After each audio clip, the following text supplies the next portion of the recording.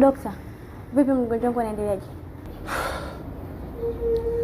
Nipo katika hospitali takriban miaka 10 na nimepokea kesi tofauti za wagonjwa wengi sana, na inafikia kipindi wagonjwa wengi wenye maradhi makubwa huwa wanafika hapa na huwa wanashughulikia maradhi yao, lakini kwa mgonjwa wako imekuwa tofauti kidogo.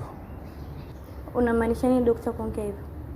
Kesi huyo mtu ni tofauti na wale wote ambao nishakuwapokea. Hivi ni nani yako? Ni historia ndefu, lakini nimemletea nguo ya kubadilisha. Sawa. Utafika mapokezi pale, utawapatia manesi, watamletea. Asante.